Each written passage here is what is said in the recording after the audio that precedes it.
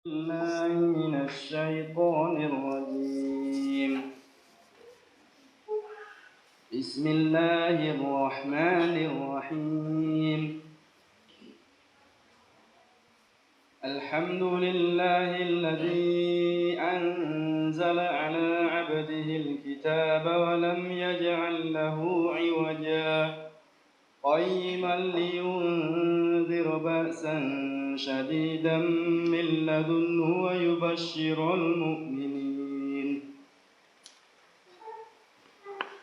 ويبشر المؤمنين الذين يعملون الصالحات أن لهم أجرا حسنا ماكثين فيه أبدا وينذر الذين قالوا اتخذ الله ولدا ما لهم به من علم ولا لآبائهم كبرت كلمة تخرج من أفواههم إن يقولون إلا كذبا فلعلك باخع نفسك على آثارهم إن لم يؤمنوا بهذا الحديث أسفا إنا جعلنا ما على الأرض زينة لها لنبلوهم أيهم أحسن عملا وإنا لجاعلون ما عليها صعيدا جرزا أم حسبت أن أصحاب الكهف والرقيم كانوا من آياتنا عجبا إذ أوى الفتية إلى الكهف فقالوا ربنا آتنا من لدنك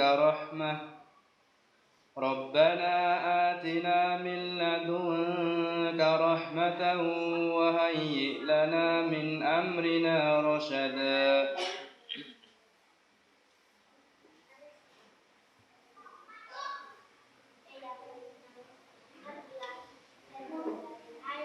Jazakallah khairan atas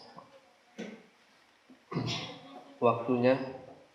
Meningkat acara selanjutnya yakni sambutan yang akan disampaikan oleh Akhinal Quran Ustaz Haji Abdul Wahid Asraf.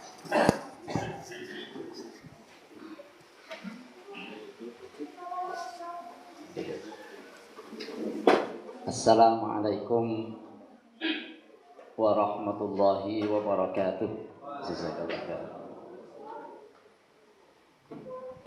Bismillahirrahmanirrahim.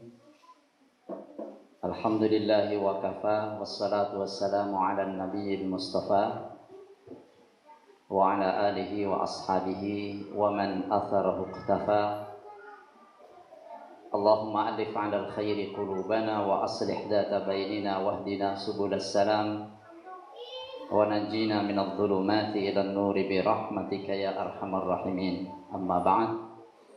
Yang saya hormati para sesepuh dan bini sepuh di lingkungan keluarga besar Al-Mujahidin, yang saya hormati ketua yayasan dan segenap pengurus, yang saya hormati segenap pimpinan di tiap-tiap unit yang ada, para bapak dan para ibu, saudara-saudara sekalian, dan tidak lupa yang saya hormati pula segenap panitia yang telah memfasilitasi terlaksananya acara pada kesempatan malam hari ini. Semoga semuanya tercatat sebagai amal saleh.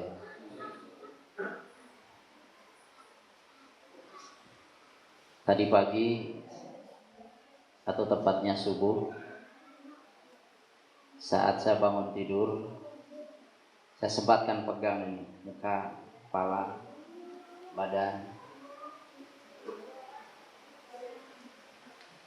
dan saya sadar sesadar-sadarnya, alhamdulillah saya masih hidup. Saya masih hidup. Dan hidup itu anugerah besar dari Allah. Dan itu sudah cukup untuk menjadi alasan kita menjadi hamba yang bersyukur. Karena kehidupan itu anugerah, bahkan anugerah besar. Tentunya kita tidak ingin sia-siakan untuk hal yang kecil yang tidak berguna. Kita juga ingin berusaha untuk mengisinya dengan hal-hal besar pula dalam kehidupan ini. Tadi saya berbisik ke Ustadz Abdul Wahid karena saya melihat jumlah yang tidak sedikit lagi, sudah angka 100 atau lebih. Bisikan saya, Pak Abdul Wahid, nanti jenengan ditanya oleh Allah tentang mereka ini semuanya.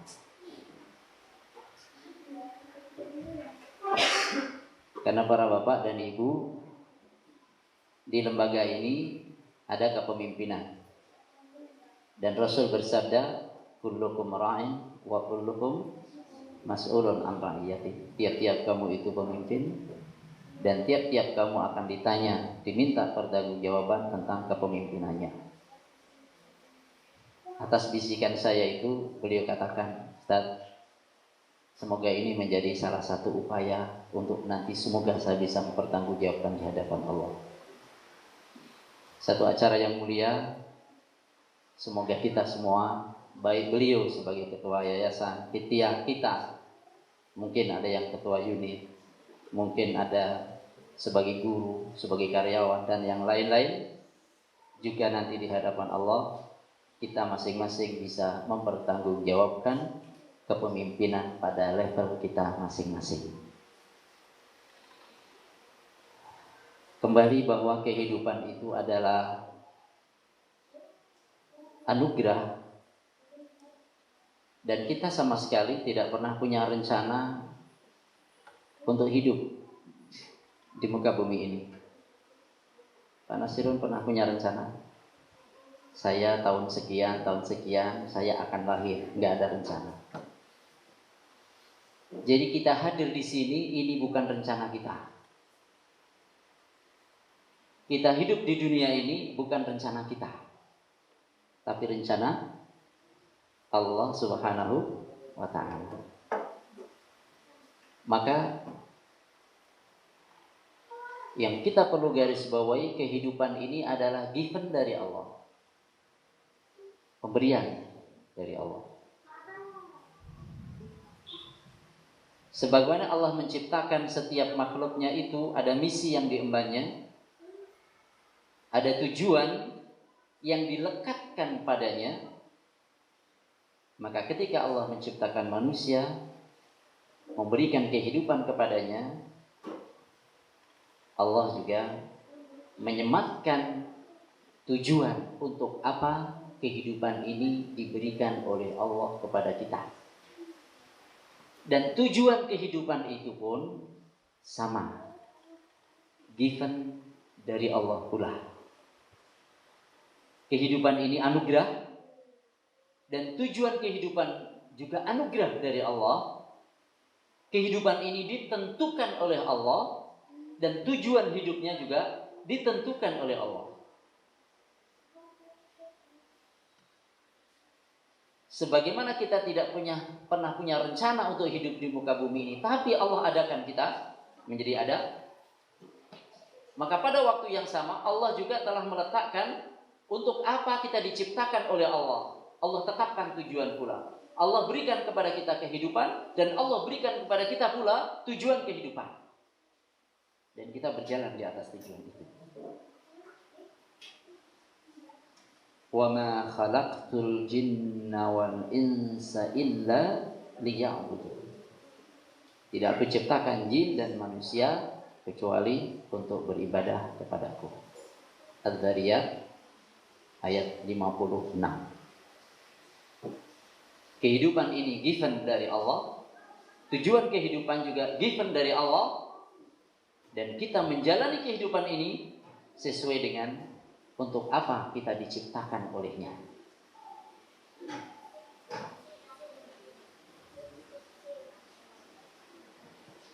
Para bapak dan ibu sekalian, Sebagaimana bahwa Allah Subhanahu wa taala telah menciptakan kita dengan ihsan. Bahkan Allah Subhanahu wa taala telah menciptakan segala ciptaannya di alam ini, Allah ciptakan dengan ihsan pula. Maka kita diperintahkan untuk berbuat ihsan. Nasihat yang pernah diberikan kepada Qarun dari kaumnya, dari nabinya, dari orang-orang yang telah beriman kepada Nabi Musa adalah wa ahsin kama ahsanallahu ilaik. Berbuat ihsanlah engkau sebagaimana Allah telah berbuat ihsan kepadamu.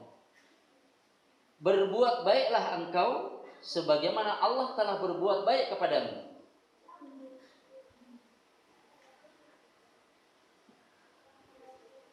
Wala tabghil fasada fil ard, dan jangan engkau melakukan kerusakan di muka bumi.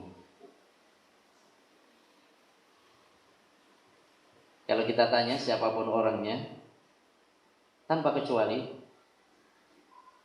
inginkah kehidupan Anda bertambah baik? Pasti menjawab, ya. Inginkah penghasilan materi Anda bertambah? Jawabannya, iya. Inginkah kebahagiaan Anda semakin sempurna? Jawabannya pasti iya. Inginkah anak Anda bertambah? Belum tentu iya. Udah cukup, Pak. Belum tentu. Setiap orang menginginkan agar kehidupannya ini senantiasa bertambah-tambah kebaikannya. Baik kebaikan yang bersifat materi maupun kebaikan yang bersifat non materi. Siapa yang tidak ingin rumahnya semakin baik? Siapa yang tidak ingin kesehatannya semakin semakin sempurna? Siapa yang tidak ingin kemampuan ilmunya bertambah? Siapa yang tidak ingin peluang-peluang kebaikan dalam kehidupannya lebih terbuka? Setiap orang menginginkan itu, dan untuk itu Allah telah membuka jalan seluas-luasnya untuk siapa saja yang sungguh-sungguh ingin menapaki jalan kebaikan untuk meraih bertambah-tambahnya keberkahan dan kebaikan. Jadi kita ingin bertambah segala kebaikan yang kita inginkan, materi maupun non materi. Dan untuk itu Allah telah bukakan jalan untuk bertambahnya itu. Sebagian orang ada yang mau menapaki jalan ini, dan sebagian yang lainnya hanya berhenti pada keinginan saja. Kita ingin menjadi kelompok yang pertama, ingin dan menempuh jalan. Allah telah bentangkan jalan agar kebaikan-kebaikan dalam kehidupan kita bertambah. Kita baca surat Al-Isra. Surat Al-Isra itu surat yang ke-17.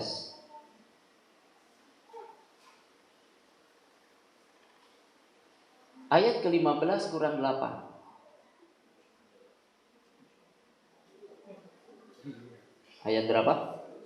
7. Enggak apa-apa kalau sudah terlanjur 15 min 8 gitu aja. Sama dengan 7. Nanti yang lihat bingung, ini kok ada surat ayatnya kok dari 18 kemudian sampai 8. Ini hidup ini perlu variasi.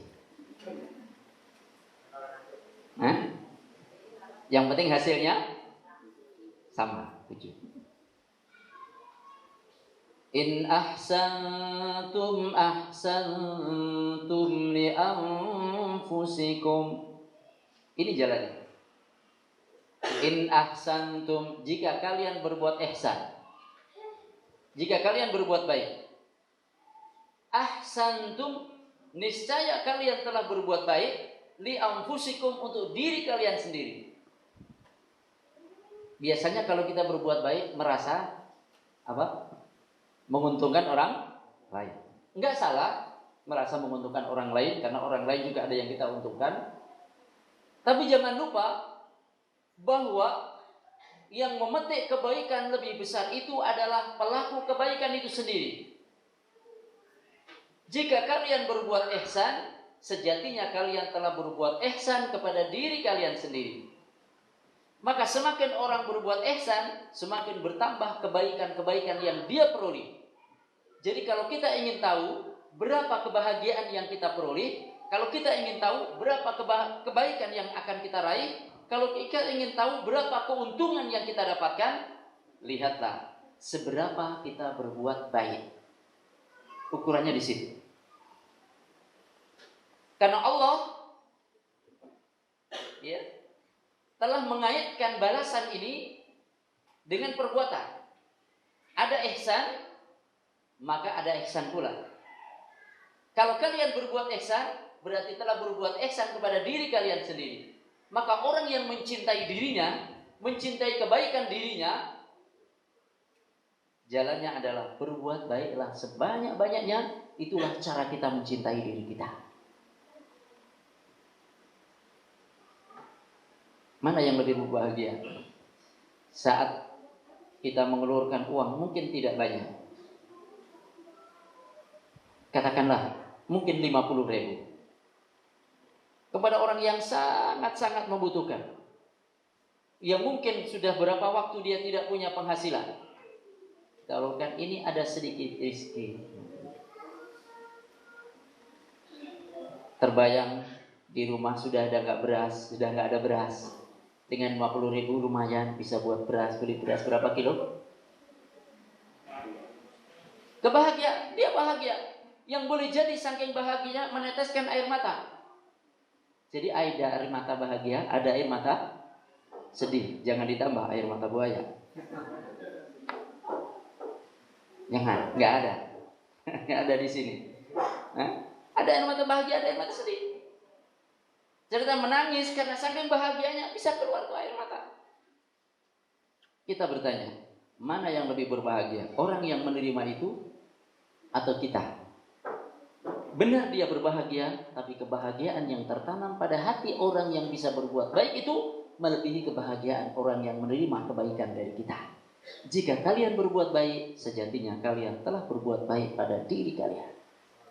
Allah pasti memberikan balasan, dan balasan yang kontan adalah kebahagiaan yang langsung dirasakan pada waktu itu juga, tidak menunggu waktu. Saat kita berbuat baik, kebahagiaan sudah ada di sini, tidak menunggu waktu. Walaupun begitu Allah masih menjanjikan kebaikan-kebaikan di luar yang sudah kita terima itu. Maka innallaha wa innallaha la ma'al muhsinin, dan sesungguhnya Allah benar-benar bersama dengan orang-orang yang berbuat ihsan. Saya merasa hari ini lebih berbahagia dari hari kemarin. Tahu alasannya kenapa? Ketika saya bangun pagi, alhamdulillah, setelah sholat subuh, kemudian biasa saya baca Riyadhus Shalihin di hadapan para santri. Kemudian ada tanya jawab, suasana keakraban. Itu biasa, kalau itu biasa. Ya, tidak ada sesuatu yang baru. Setelah itu saya pulang, ya, saya matikan lampu-lampu yang di luar. Bahagia, alhamdulillah, nggak nunggu orang mati. Saya mulai dulu matikan yang perlu dimatikan. Berbahagia. Kemudian saya lihat, ini kotor nih, hujan semalam, saya ambil sapu, saya sapu halaman depan. Kemudian ada sampah-sampah yang kemarin belum terdidikan, sapu muti. Saya pastikan di depan rumah semuanya bersih, saya masukkan plastik, saya buang tempat sampah. Setelah itu saya sapu halaman depan rumah, kemudian ruang tamu, kemudian ruang tengah, kemudian ruang samping. Alhamdulillah saya sapu sampai bersih, saya taruh di tempat sampah. Alhamdulillah. Setelah itu masih ada waktu. Yang nganterin siapa? Ada yang nganterin anak sekolah. Sudah. Akhirnya saya ngambil apa? Saya ngambil ada tumpukan cucian piring, enggak lumayan nih. Kalau saya tidak bantu, siapa yang bantu? Walaupun ada pembantu, sudahlah. Perlu juga kita bantu pembantu kita ringankan kerjaannya. Saya cuci. sampai jam 7, kurang lebih jam 7:20. Bah, udah jam 7:20, udah mau 7:30. Oh iya, nanti ada TFT.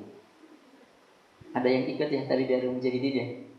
Ada training full trainer untuk cara mudah membaca Al-Quran dengan metode 4 jam saja. Oh iya, karena jam 8 mulai. Oke, berangkat. Kenapa saya katakan lebih berbahagia? Karena saya bisa membantu mencuci piring. Bahagia sekali, alhamdulillah. Saya bisa membayangkan alangkah senangnya membantu bahwa ini sebagian dari pekerjaannya bisa saya tangani. Alangkah senangnya yang biasa sebagian anak itu kadang kan nyapu juga ada tugas. Abahnya kali ini yang nyapu. Jadi ternyata in ahsantum li anfusikum. Jika kalian berbuat baik, sesungguhnya kalian telah berbuat baik kepada diri kalian sendiri. Kita merasakan kebahagiaan lebih daripada kita walaupun melakukan kebaikan. Suka pagi itu kadang-kadang nulis, kadang-kadang baca, kadang-kadang ini. Tapi saya lebih merasa bahagia begini. Karena ada kebaikan yang kita bisa buat yang manfaatnya untuk orang lain, untuk orang-orang yang kita cintai di lingkungan kita. Itulah ihsan. Salah satu contoh yang sangat sederhana, yang sangat kecil yang bisa dilakukan oleh salah seorang hamba Allah, bahwa orang yang berbuat baik akan memberikan kelapangan dada, memberikan kebahagiaan dalam hati. Maka siapa yang ingin bertambah-tambah kebaikan dalam hidupnya, pakailah resep ini saja. Ihsan. Rasulullah Shallallahu Alaihi Wasallam juga bersabda di dalam hadis Arba'in, Inna Allah katabal ihsana ala kulli syai. Sesungguhnya Allah telah menetapkan ihsan dalam segala hal, dalam segala sesuatu. Pertanyaan berikutnya adalah, seperti apakah ihsan itu? Dan bagaimana caranya kita memupuk sikap ihsan? Setelah kita mengetahui balasannya di dunia, belum lagi balasannya di akhirat. Apa balasannya di akhirat? Balasannya di akhirat disebutkan dalam Al-Quranul Karim, lilladzina ahsanul husna wa ziyadah. Lilladzina ahsanu, untuk orang-orang yang berbuat ihsan. Apa balasannya? Al-husna, mendapatkan al-husna. Apa itu al-husna? Tanggane siapa? Bukan. Al-husna artinya adalah balasan terbaik. Untuk orang-orang yang berbuat ihsan, mereka mendapatkan al-husna, yaitu surga. Balasan terbaik, wa ziyadah, dan tambahan. Surga plus. Jadi yang plus bukan haji, plus saja. Ada surga plus.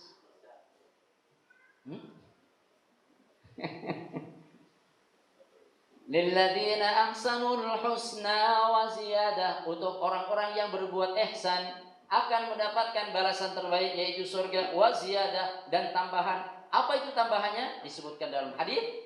Tambahannya adalah an-nadharu ila wajhillahil karim, melihat wajah Allah yang mulia. Melihat wajah Allah yang mulia bagi para penghuni surga adalah kenikmatan yang paling nikmat, kenikmatan yang paling puncak. Ketika para ahli surga waktu itu berada di satu tempat kemuliaan, fi raudhatin min riyadil jannah, di satu taman di antara taman-taman surga, di mana mereka ditempatkan ala bin amanabira min nur, ala manabira min lu'lu' wa zabarjad min dahab min fiddah. Ada mimbar-mimbar, tempat-tempat yang tinggi dari cahaya, dari mutiara lu'lu', dari zabarjad, dari emas, dari perak. Para ahli surga duduk di tempat-tempat mulia itu, tempat-tempat penghormatan itu. Dan pada waktu itulah saat mereka berada di taman surga itu, Allah Subhanahu wa ta'ala membuka hijab. Kemudian Allah menampakkan diri di hadapan para penghuni surga. Wujuhu yawma idin nadhirah ila rabbiha nadhirah. Wajah-wajah pada hari itu berseri-seri. Berseri-seri tanda senang, apa tanda sedih? Gembira, bahagia, senang. Ila rabbiha nadhirah, kepada Tuhannya nadhirah, melihat. Maka akidah Ahlussunnah wal Jamaah bahwa di antara nikmat surga adalah melihat wajah Allah Subhanahu wa taala. Adapun di dunia tidak ada orang yang bisa melihat wajah Allah Subhanahu wa taala. Itulah balasan ihsan di dunia dan balasan ihsan di akhirat. Kalau kita berbuat ihsan bukan untuk yang lain. Yang pertama kali memanen kebaikan itu adalah diri kita sebelum orang lain. Apa itu ihsan? Kalau umpamanya dalam konteks pekerjaan, dalam konteks aktivitas, ihsan itu secara sederhana ya, melakukan sesuatu tanpa kesalahan. Itu ihsan.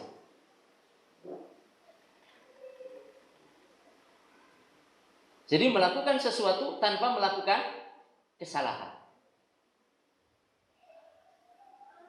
Perfect. Ini yang pertama. Yang kedua, ihsan itu di samping melakukan sesuatu tanpa melakukan kesalahan atau melakukan sesuatu dengan perfect, dengan sesempurna mungkin yang bisa dilakukan oleh manusia, karena tidak ada yang sempurna kecuali Allah Subhanahu wa taala. Ya. Sesuai dengan kriteria yang ditentukan. Kriteria atau kualitas yang ditentukan.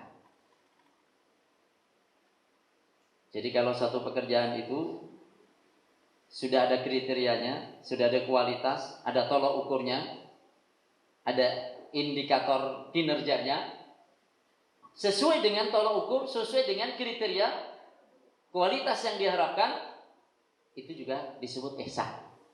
Melakukan sesuatu tanpa kesalahan atau seminimal mungkin kesalahan, kemudian sesuai dengan kriteria. Mungkin kalau dalam satu operasional tertentu ada SOP-nya, sesuai dengan SOP itu tidak melanggar. Yang ketiga, di antara faktor yang sangat berpengaruh dalam ihsan itu adalah melakukannya tepat pada waktunya. Hari ini ada pekerjaan, besok ada pekerjaan. Besok ada pekerjaan sendiri, sekarang ada pekerjaan sendiri. Kata pepatah, la tu'akhir amala yaumika li ghadika. Jangan engkau tunda perbuatan Anda hari ini untuk hari esok, karena hari esok masih ada pekerjaan yang menunggu. Akhirnya menimbulkan kesedihan. Kenapa sedih? Aduh, kemarin belum dikerjakan, sekarang ada pekerjaan lagi. Apalagi tidak dikerjakan lagi, besok lagi menumpuk, semakin sedih, semakin sedih. Siapa yang ingin bertumpuk-tumpuk kesedihannya, jangan berbuat ihsan. Siapa yang mau? Nggak ada kan? Jadi ternyata capek, nyuci piring itu capek memang, nyapu capek, gitu ya. Apalagi tadi mengutin sampah, capek, ngepel capek, tapi bahagia. Orang yang lari maraton, ya. Kalau mau santai, boleh itu enggak? Lari maraton santai, boleh. Tapi nomor berapa? Nomor buncit, nomor belakang. Orang rela sampai nyaris kehabisan nafasnya, nyaris putus tuh nafasnya, akan tetapi dia bisa dengan dadanya menyentuh pita finish yang pertama. Begitu menyentuh pita finish, kemudian dia jatuh, katakanlah hampir pingsan, akan tapi hatinya bahagia. Lebih bahagia mana? Orang yang jatuh terkapar hampir pingsan ini dengan yang santai-santai larinya udah. Dari 99 pelari dia nomor buncit. Mana yang lebih bahagia? Yang santai apa yang sampai jatuh tadi? Capek tapi bahagia. Itulah ihsan. Jadi melakukan sesuatu sesempurna mungkin tanpa melakukan kesalahan, sesuai dengan kriteria yang telah ditentukan, yang telah disepakati, tepat pada waktunya, tidak menunda-nunda. Dan yang tidak kalah pentingnya adalah yang keempat. Faktor ihsan yang keempat adalah upaya terus-menerus untuk mengembangkan.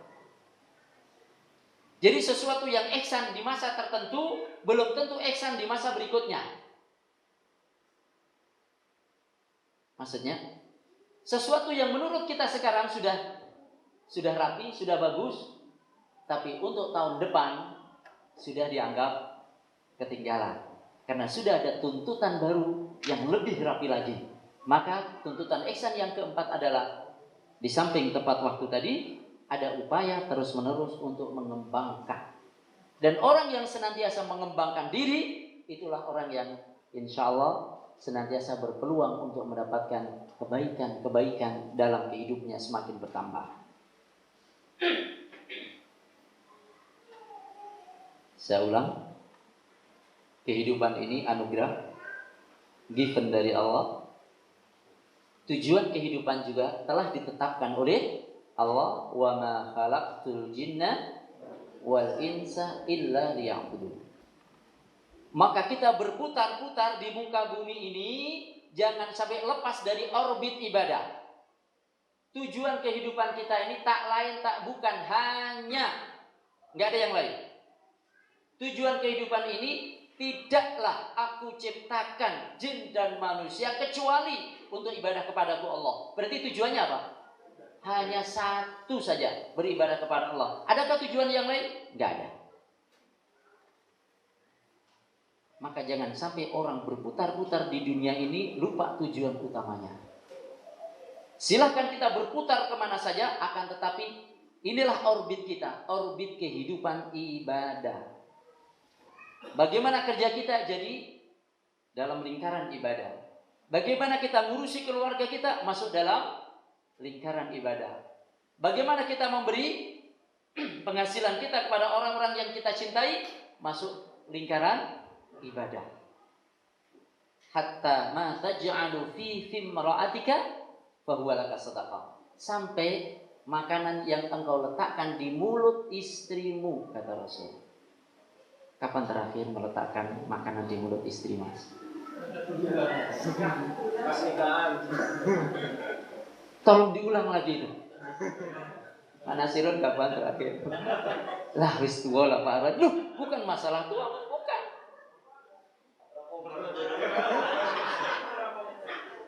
Sibuknya kayak ngapa jane lah.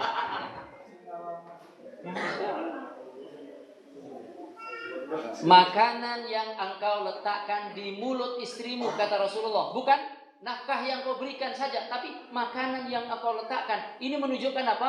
Suasana yang harmonis. Jadi nanti pulang dari mabit, Masya Allah, saya ingin tangan saya ini menyentuh. Oh, bukan bisa diterusin ya. Masya Allah. Nanti yang di rumah, oh ini tak oleh-olehnya mabit. Iya, oh kenapa 3 bulan sekali? Mestinya sebulan sekali. Kalau kayak begini mah jangan 3 bulan sekali. Sering-sering aja Ustaz. Udahlah 3 bulan sekali berjalan sudah cukup bagus. Gitu.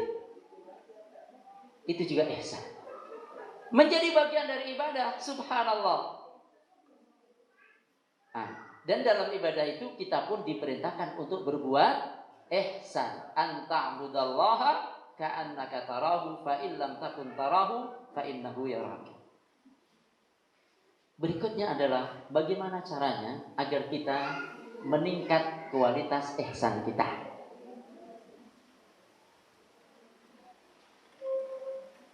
Jadi untuk bertambah peningkatan dalam kehidupan kita, resepnya adalah ihsan. Jadi sikap kita. Terus bagaimana caranya agar kita memiliki sikap ihsan dan semakin bertambah dari waktu ke waktu sikap ihsan ini? Yang pertama, cara pandang kita terhadap pekerjaan perlu diperbaiki. Atau dengan kata lain, spiritualitas kerja kita.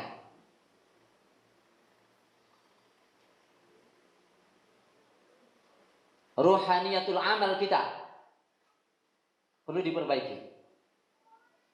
Atau qudziyatul amal kita, sakralitas nilai kerja kita ini perlu kita pahami secara lebih mendasar.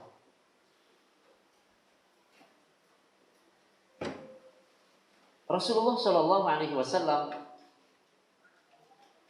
dalam banyak hadis disebutkan Umpamanya di pagi hari, Rasulullah mendoakan untuk orang-orang yang bekerja di pagi hari. Allahumma barik li ummati fi bukuriha. Wahai Allah, berikanlah berkah untuk umatku dalam kerja mereka di pagi hari, di pagi buta. Sehingga kalau kita pagi-pagi sudah mulai beraktivitas, aktivitas kerja yang bermanfaat, saat itu kita telah didoakan oleh Rasulullah SAW 14 abad yang lalu. Ya Allah, berikanlah berkah untuk umatku dalam aktivitas mereka di pagi hari. Mulane wong-wong gemian ngomong, le ojo turu esok-esok, mundak rizkine ditotol, totol pitik, totol ayam. Tapi orang kan nggak paham, mosok ayam notol rizki, bingung. Anak juga nggak nyanggep. Kalau Rasulullah SAW dengan jelas mengatakan, ya Allah berkailah umatku dalam aktivitas mereka di pagi hari.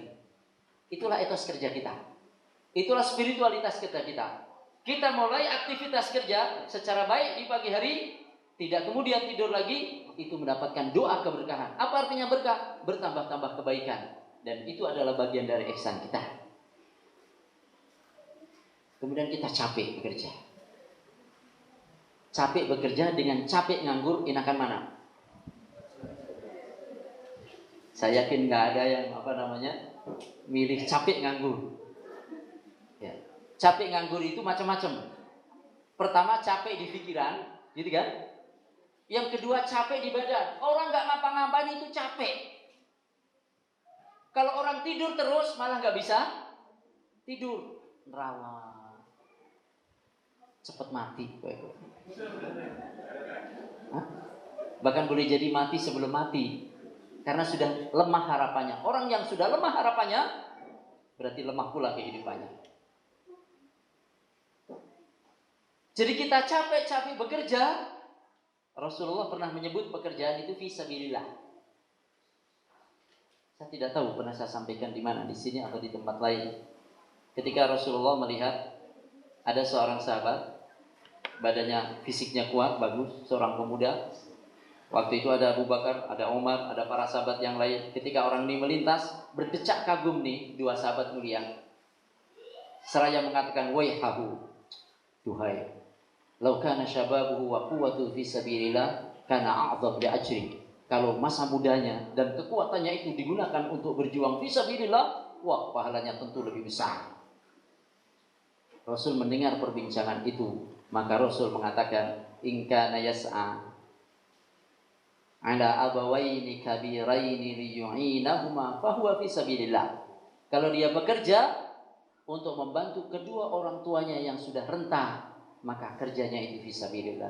Siapa yang masih punya orang tua? Ojo ngilang-ngilangin nikmat. Masih orang tua? Ojo ngilang-ngilangin nikmat. Udah yatim sampean, Pak? Masya Allah. Allahumma fir lahu. Yatim piatu. Iya. Jadi kita bekerja bisa sedikit berbagi kepada kedua orang tua, kata Rasulullah, fi sabilillah. Nikmat enggak kerja macam itu? Itulah spiritualitas kerja. Rasul melanjutkan, kan bagaimana dengan orang tuanya yang sudah meninggal? Contohnya tadi Nasirul, kedua orang tua beliau sudah almarhum. Semoga Allah merahmati mereka. Wa in kana yas'a ala auladihi as-sighar fa huwa fi sabilillah. Kalau dia bekerja untuk mencukupi anak-anaknya yang masih kecil, maka kerjanya itu pun fi sabilillah. Siapa yang masih punya anak kecil? Udah enggak punya anak kecil? Allah, saya ngacung dah ada masih anak kecil. Kita bekerja, Masya Allah, bisa memberi nyenangkan anak, bisa memberi rezeki anak yang halal fi sabilillah. Nikmat enggak itu langkah pekerjaan kita? Nikmat rasanya. Mangkat itu, ya Allah, aku akan gondol banyak pahala fi sabilillah. Lah, buru-buru anak Ustaz, nikah aja belum. Ada yang masih bujang? Allahu Akbar. Semoga Allah mudahkan jodohnya. Amin. Kalau Kalau laki-laki mendapatkan istri yang salehah. Kalau seorang perempuan mendapat suami yang saleh. Yang kaya raya. Yang istrinya satu aja ya.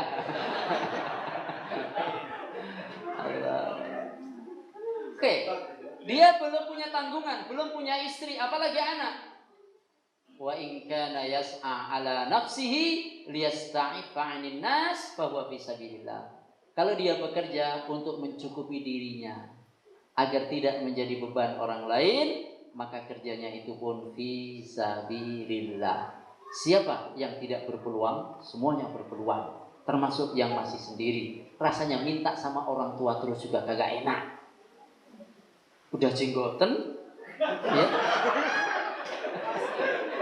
Masih minta sama orang tua, malu. Gak tahu di mana.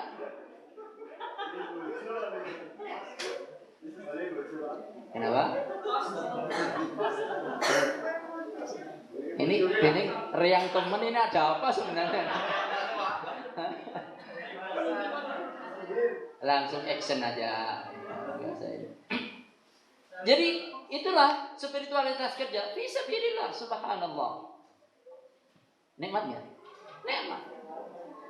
Apalagi nanti kita pulang, sore pulang jam berapa? Pulang jam 3, pulang jam 4, atau pulang setengah 5, atau pulang jam 2, sesuai dengan aturan di tempat masing-masing. Capek gitu ya. Jangan pulang kemudian langkah kita gontai, pandangan kita menerawang kosong. Jangan. Tapi pulanglah dengan tetap bisa tersenyum. Senyum yang tersungging di bibir kita tetap, ya. Ingat sabda Rasulullah, man amsakalan min amali yadihi amsa maghfuran lahu. Siapa yang bersore hari dalam keadaan letih karena bekerja, maka dia bersore hari dalam keadaan diampuni dosanya.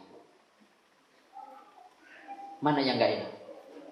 Dari pagi sudah dapat doa berkah, bekerjanya fisabilillah. Begitu pulang dengan capek. Subhanallah, capek ini punya makna. Kata Rasul, siapa yang bersore hari dalam keadaan capek karena bekerja, maka dia bersore hari dalam keadaan mendapatkan ampunan. Amsa maghfuran lahu. Ini yang pertama, spiritualitas kerja. Yang kedua,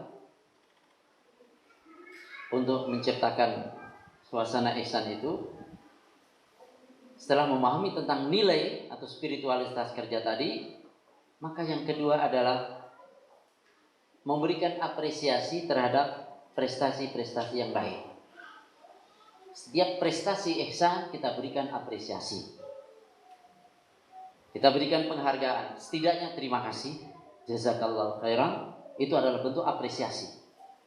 Sanjungan, pujian bagi orang-orang yang berbuat baik itu dicontohkan oleh Nabi kita Muhammad Sallallahu Alaihi Wasallam. Walaupun boleh jadi dia melakukan kesalahan pula, tapi terhadap kebaikannya jangan ngilang-ngilangin, tetap kita sanjung.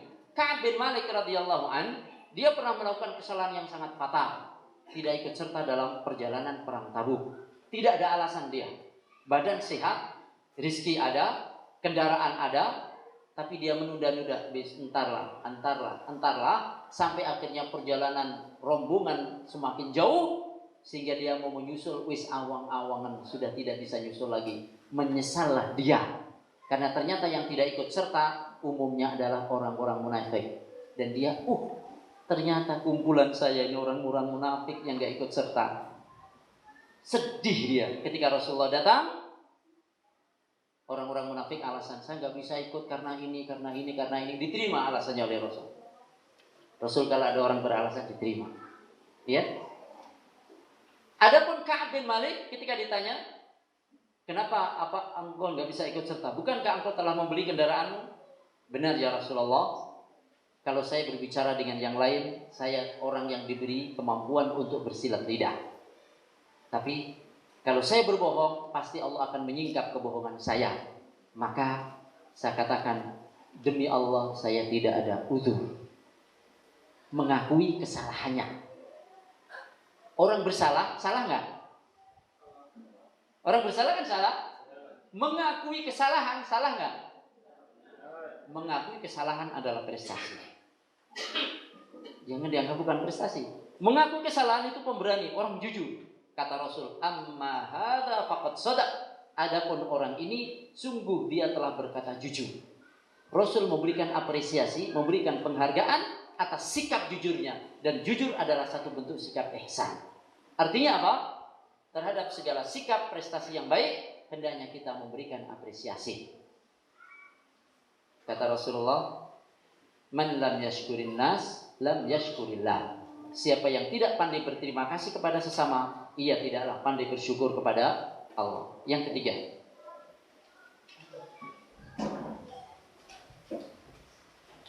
ya.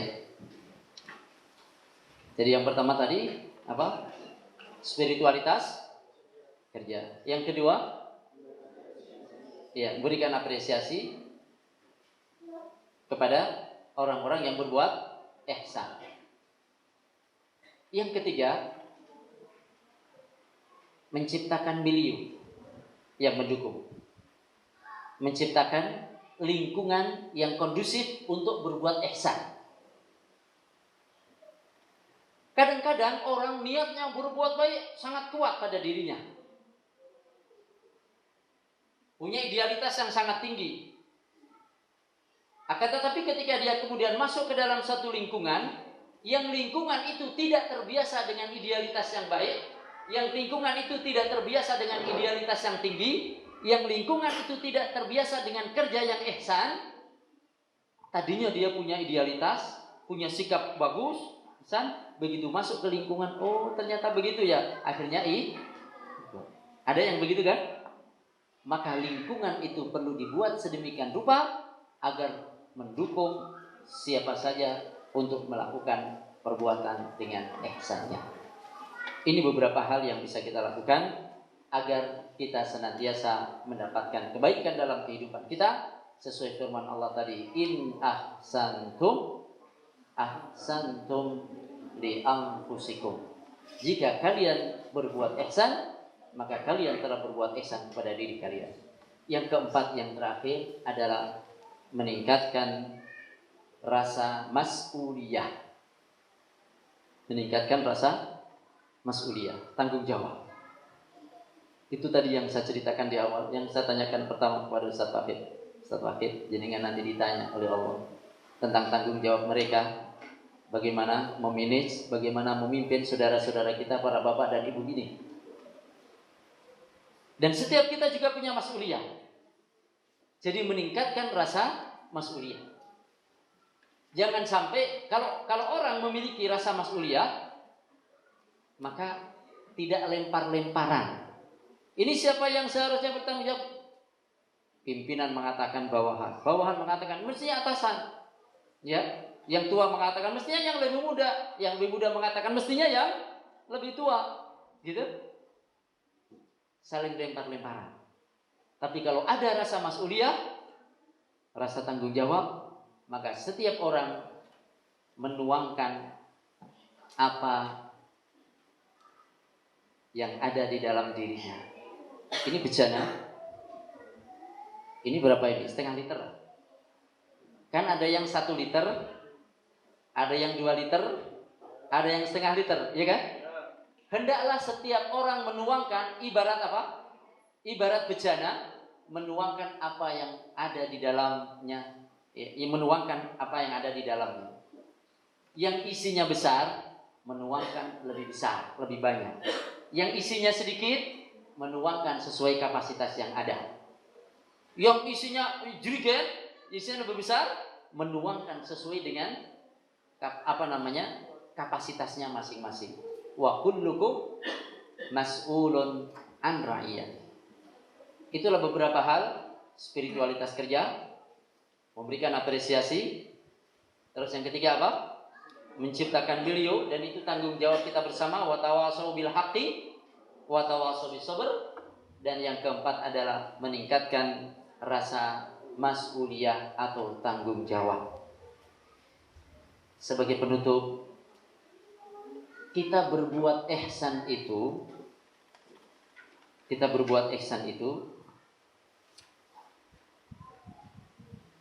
sesuai apa?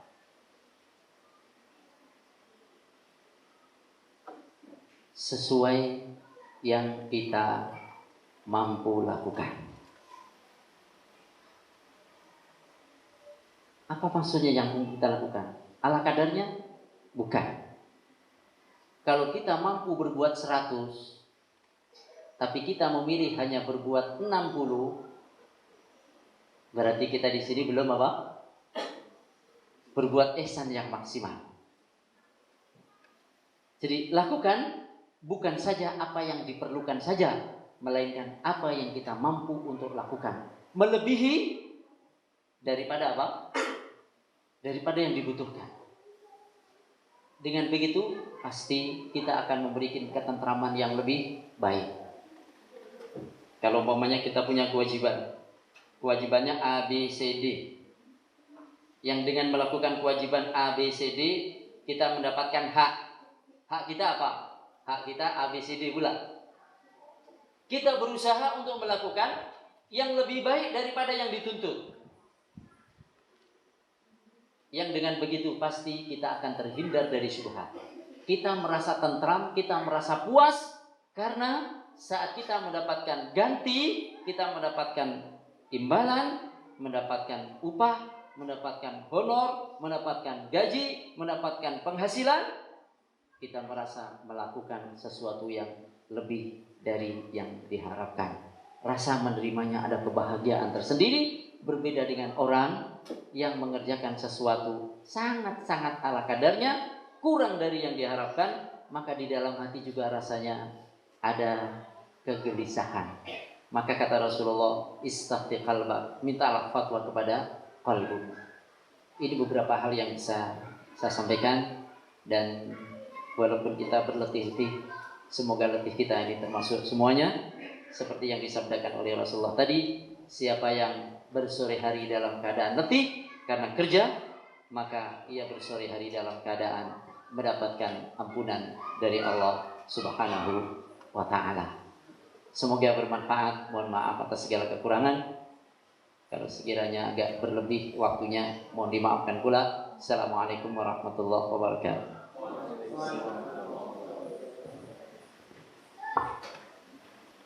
Demikianlah tausiah yang insyaallah sangat menarik sekali buat kita semua, khususnya yang